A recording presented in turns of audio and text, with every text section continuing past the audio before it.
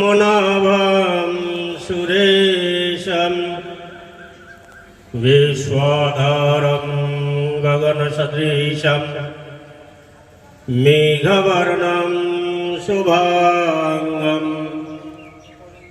লক্ষ্মীকান্তম কমলনয়নম যোগীভির্ধ্যানগম্যম বন্দে বিষ্ণুম ভবভয়হরম সর্বলোকৈকনাথম বন্দে বিষ্ণুম ভবভয়হরম সর্বলোকৈকনাথম। ওম স্থাপকায় চ ধর্মস্য সর্বধর্মস্বরূপিণে অবতার বরিষ্ঠায় রামকৃষ্ণায় তে নমঃ। জননীং শারদাং দেবীং রামকৃষ্ণং জগদ্গুরুং পাদপদ্মে তয়ো শ্রিত্বা প্রণমামি মুহুর্মুহুঃ। নমস্তে অধিরাজায় বিবেকানন্দ সুরয়ে সচ্চিৎসুখস্বরূপায় স্বামী নেতাপহারিণে।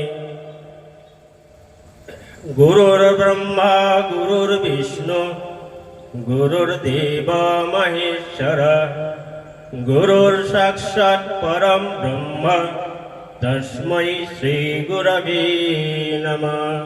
জটাজুটোধারী মহাত্মা ঘুরতে ঘুরতে গিয়ে গ্রামের এক প্রান্তে একটা বড় পুকুর দেখতে পেল, আর সেখানেতে একটি বড় বট গাছ আছে, তার ছায়াতে ত্রিশূলটা পুঁতে দিয়ে বসে আছেন তিনি অনাহারে।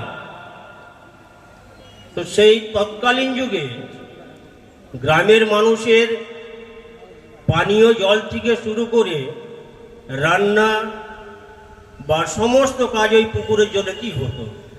প্রত্যেকে যাচ্ছে ওই পুকুর ঘাটে, মহাত্মা যে অনাহারে বসে আছে কারো কোনোদিন নজরে আসেনি।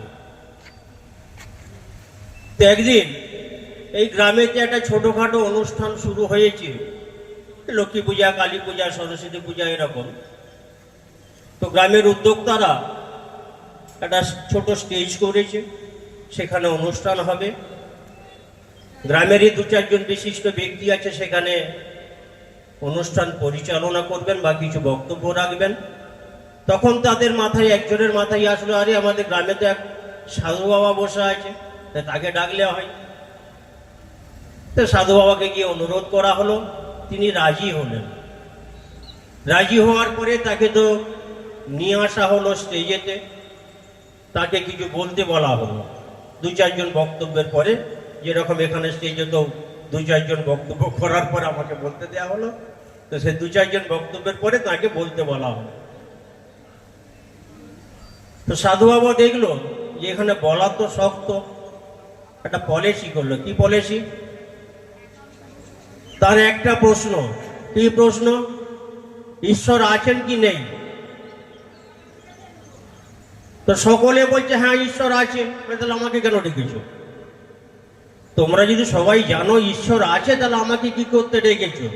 ওই নিয়েই থাকো বলে তিনি স্টেজ থেকে নেমে চলে গেলেন। এরা যে এত আয়োজন করে সাধু বাবাকে নিয়ে আসলো তার মুখ থেকে কিছু শোনার জন্য, সেটা আর হলো না। গ্রামের মানুষও ছাড়ার পাত্র নয়। ঠিক তারপরেই আবার কিছুদিন পরে একটা অনুষ্ঠান এসেছে, যেমন ধরুন লক্ষ্মী পূজা। লক্ষ্মী পূজার পরে কালী পূজা এসে গেছে। তখন আবার এরকম ছোট্ট একটি স্টেজ করে ওই সাধু বাবাকে আবার নিমন্ত্রণ করা হয়েছে। তিনি আবার এসেছেন। আর তার আগে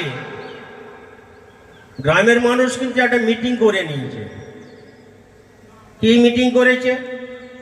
সাধারণত দেখা যায় মায়েদের ভক্তিভাবটা একটু বেশি থাকে, বাবাদের অতটা থাকে না। মায়েদের চাপে পড়ে তারাই মঠ মন্দিরে আশ্রমে যায়। তো তারা মিটিং করে নিয়েছে কি, যে সাধু বাবা আজকেও এসে যদি ওই প্রশ্নই করে তাহলে মায়েরা সবাই বলবে হ্যাঁ ঈশ্বর আছে, বাবারা বলবেন নেই। তাহলে এবার সাধু বাবা ফেঁসে যাবে, কিছু বলতে হবে। আগে মিটিং করে নেওয়া হয়েছে, নিয়ে সাধু বাবাকে ডাকা হয়েছে। তিনি এসেছেন স্টেজে, এসে আবার সেই একই প্রশ্ন, ঈশ্বর আছেন কি নেই। মায়েরা তো একদম ভালো গলায় বলতে পারবে, চিৎকার করে সমস্বরে বলছে হ্যাঁ ঈশ্বর আছেন, বাবারা বলছে নেই। তো সাধু বাবা বলছে তো তোমাদের ঘরে ঘরে ঝগড়া, ঘরে ঘরে মিটিয়ে নাও, এখানে আমার কিছু বলার নেই। নিজেদের মধ্যে ঝগড়া এটা, মায়েরা বলছে আছে, বাবারা বলছে নেই, নিজেদের মধ্যে ব্যাপার ঝগড়া, তোমরা এটা ঘরে ঘরে মিটিয়ে নাও, আমাকে ডাকার কোনো দরকার নেই। তিনি আবার স্টেজ ছেড়ে চলে গেলেন। গ্রামের মানুষ একটু নিরাশ হল, কিন্তু একটু নিরাশ হওয়া সত্ত্বেও তারা ঠিক করলো যে ওই সাধু বাবার মুখে কিছু শুনেই তবে ছাড়বে। তো লক্ষ্মী পূজা গেল, কালী পূজা গেল, তারপরই আসছে জগদ্ধাত্রী পূজা। আবার এই অনুষ্ঠান হচ্ছে, আবার স্টেজ করে তাকে ডাকা হয়েছে। তিনি আবার এসেছেন যথারীতি। তার আগে গ্রামের মানুষ আবার একটি মিটিং করে নিয়েছে। কি মিটিং করেছে না, ওই যে আগে বলেছিল আছে, তো দরকার নেই আমার, কেউ বলছে আছে, কেউ বলছে নেই, সে ঘরে ঘরে ঝগড়া তোমরা মিটিয়ে নাও। লাস্টে তারা মিটিং করে নিয়েছে যে সকলে একসরে বলবে আছে কিনা তাও আমরা জানি না, থাকলেও আমরা জানি না, না থাকলেও আমরা জানি না। যদি থেকে থাকে তাহলেও আপনি বলুন, যদি না থাকে তাহলেও আপনি বলুন। এইটা তারা মিটিং করে ঠিক করে নিয়েছে।